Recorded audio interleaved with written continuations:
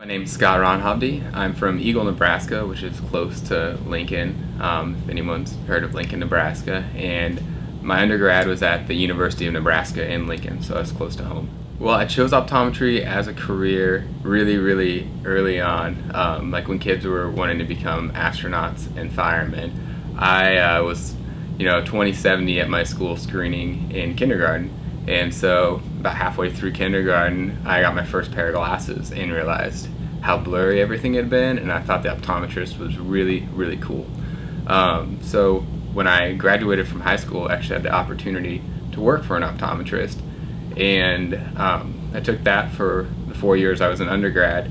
And kind of, like everybody, to kind of changes their dreams as time goes on. So I kind of spent that whole time trying to decide, if I really wanted to be an optometrist, or if that was some, thing that kid in me wanted to do. But in the end, I realized that's what I really like, and been fascinated with the eyes my whole life. So that's why I'm here. When I was going through undergrad and I was thinking about optometry, I was really fortunate to have an excellent advisor in the Arts and Science College at the University of Nebraska-Lincoln. So that's a shout out to Erin Sayers, because she is great. We had a pre-optometry track, so it wasn't really like, pre-med or pre-law, something where you took a lot of medicine or law classes.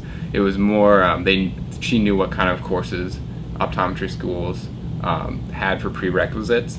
And so I spent a lot of time taking biological courses. I was really interested in biology, but didn't have a very solid background in that from high school, so that was kind of a shell shock at first. But I really got to the point in studying biology where I liked it a lot.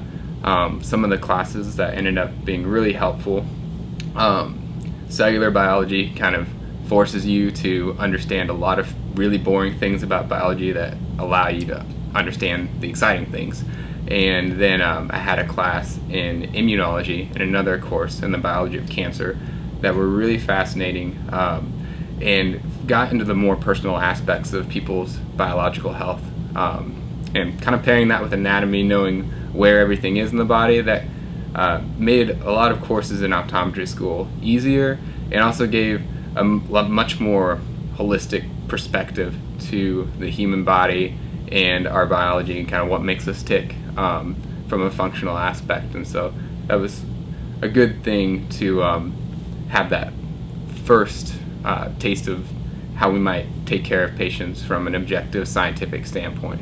So it was really helpful before I went to school here. When I first started looking at optometry schools, it was convenient because the list was really short, about 19 or 20 schools that I could choose from. And I wasn't somebody who knew exactly what kind of questions to ask, so thankfully I was born in the age of Google, where I could Google what kind of questions do you ask, during an interview, what kind of things do you look for in optometry school, and also was working for some optometrists. There were actually 10 ODs in the practice that I worked at, and they all went to different schools, so I got varying viewpoints. And in the end, found out, all the schools give you a great education. They all have something that kind of makes their school unique. And I was able to ask questions to schools about what kind of emphasis do you have at your school? What makes you set apart from the other optometry schools? And I was able to look at location, the cost for sure, but in the end, knew that what I wanted was a great clinical experience. And the second I got to SCO and was able to see the eye center, there wasn't really a question in my mind about where I was going to get that experience. And so when I went to UNL and Sunny was there, it was a chance to meet somebody from an optometry school when I was only a sophomore in college, and so I was really excited to have somebody who represented an optometry school interested in me. So that probably didn't hurt in having at least thinking about Southern College of Optometry early on. The eye center is everything in optometry is stuck somewhere in the eye center.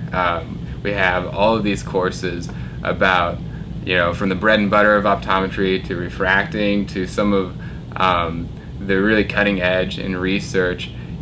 Every single thing that we've talked about they say, oh, we have that in the eye center, even if it's stuck in a corner and only used when you have a very rare case.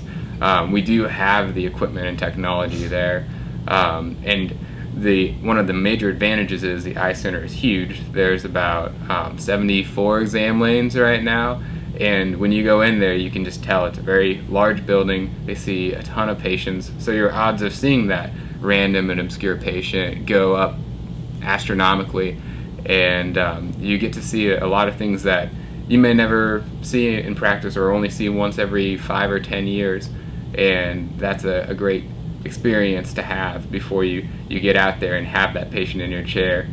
Maybe you had a chance to see what's going on with their eyes before you had the chance to see them. When I came from Nebraska to Memphis, I think it's like that when you're new to any town. I had no idea where anything was.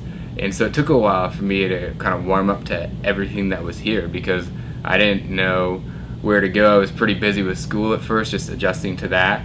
But once we got over that hump, Memphis has been a really fun place to be.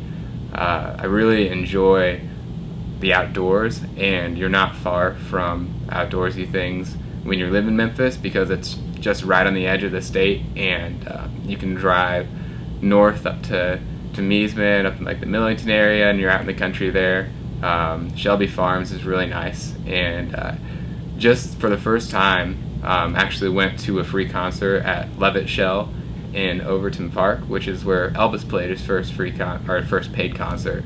And Levitt Shell was awesome. Like, people were just sitting out on picnic blankets and like drinking a glass of wine, watching a free concert, and the band was really good. And it was cool because we had some friends from Nebraska visiting, and we were just stopping by Overton to check the park out, and that concert was happening in Levitt Shell. We had a great time. So there's a lot of things in Memphis. Also been to some Grizzlies games. Downtown is really nice. South Main is just a little like, I feel like when you live in Memphis for a while, it's a little quieter and a little more like classy than some of the stuff you go to on Beale. But Beale is a raucousy good time. So both of them kind of offer their own unique experience. And the whole town, being around a lot of classmates with similar age and similar things we like to do, has been a fun experience. Experience at SCO has been a whirlwind. It's really slow sometimes when you're working on something and studying really hard.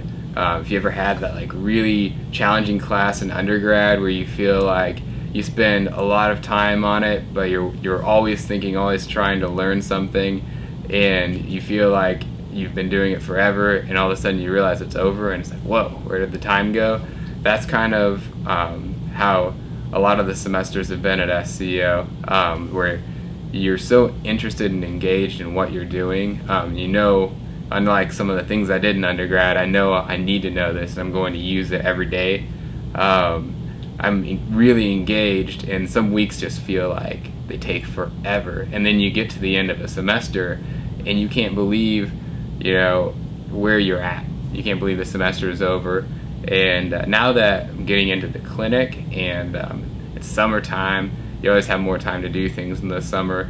It feels like a totally new school almost, and it's now all that kind of foundational understanding that we got from that first year, where you really had to think about theoretical constructs, and it was a lot of like really cerebral stuff. Now it's actually being applied, and it's really, really exciting because you're seeing actual people and how to really take care of them, and that's been a lot of fun.